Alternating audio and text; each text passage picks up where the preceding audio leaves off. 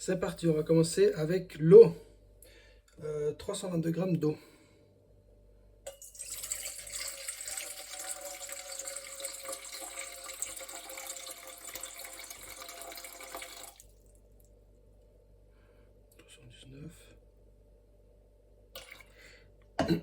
Ensuite, levure.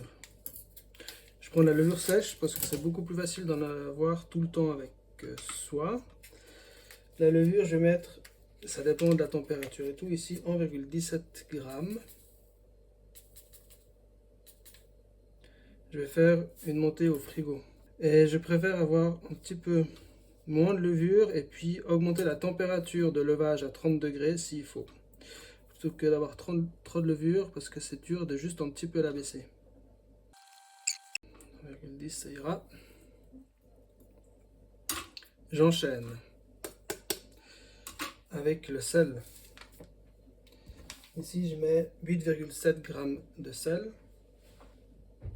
C'est à peu près une cuillère à café.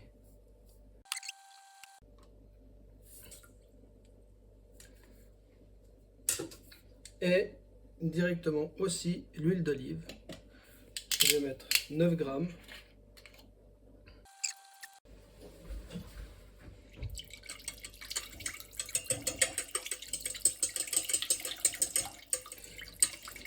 Et puis ensuite, je vais rajouter mes deux farines, la farine blanche et la semoule de blé dur.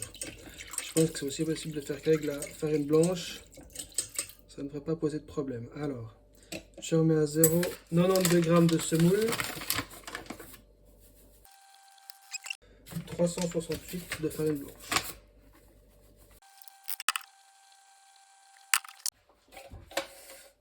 Pesage effectué, ça a pris 4 minutes. Je mélange.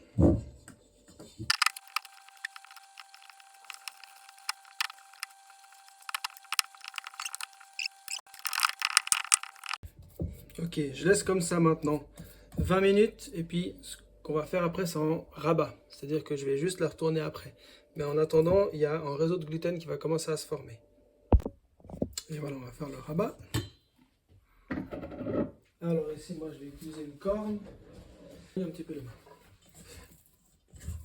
Pour pas que ça colle trop à mes mains.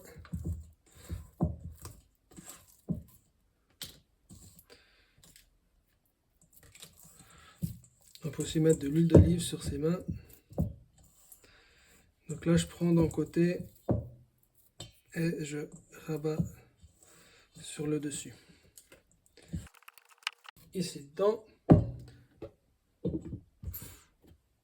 au frigo, jusqu'à demain.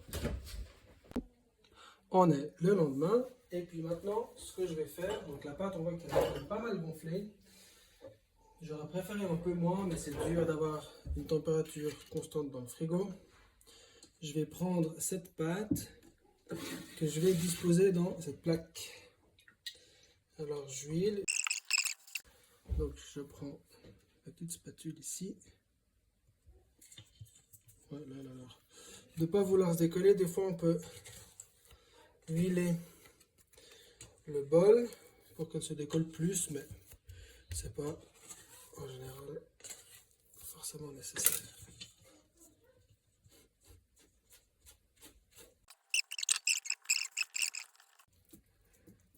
Donc on essaye d'étaler et là vous voyez ça revient au centre, rien à faire, il faut juste attendre en tout cas 5 minutes. Je reviens dans 5 minutes. Et c'est reparti. Là ça fait je crois 8 minutes. Normalement en 3 fois, je change un peu plus de masse, je vais un petit peu la tirer. Normalement en 3 fois on atteint les bords. Voilà, ça revient.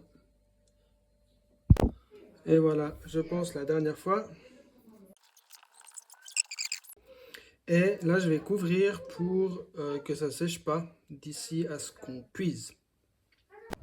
Et là, on enfourne dans le four sans chaleur tournante à environ 240 degrés.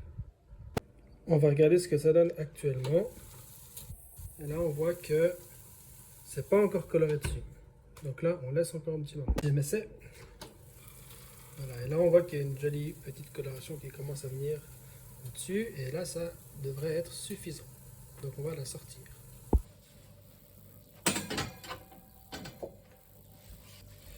Elle va bien se décoller.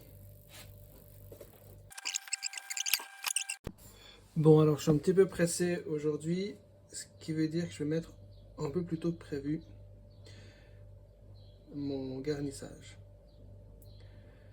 Tout en gardant sur la plaque, comme ça, j'ai pas de condensation dessous. Donc vous voyez, c'est un petit peu bizarre. On met d'abord le fromage, ensuite on mettra la tomate. Ça va permettre de protéger le fromage de trop surchauffer, de séparer le gras, etc. Ça, c'est une bûche de chèvre.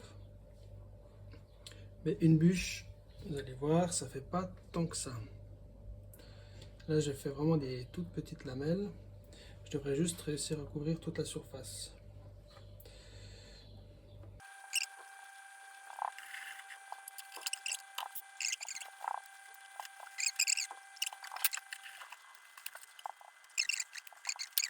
Sauce tomate. Donc c'est vraiment juste des tomates concassées. Là, je les ai un petit peu pressées avec un pressoir à purée. Parce que sinon, il y a des bouts qui sont un petit peu trop gros.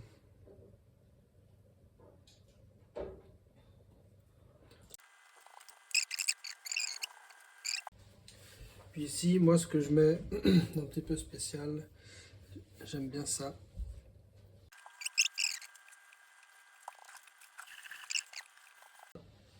Ce que j'aime bien aussi, un petit peu sur la fin, c'est juste en oignon.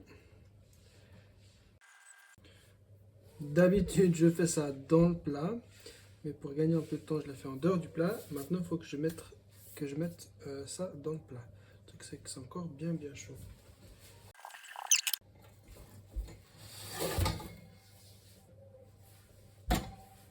Et voilà, prêt à enfourner.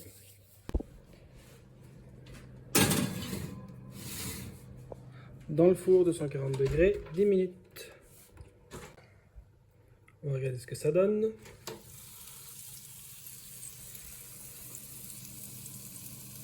Je pense que c'est pas mal du tout. Je vais sortir ça.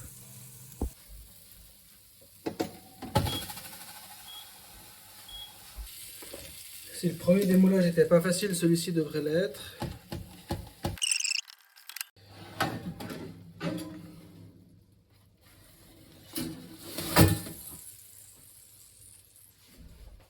Voilà, et là on peut juste attendre quand même, en tout cas une minute qu'elle refroidisse. Elle est de toute façon trop chaude pour être mangée.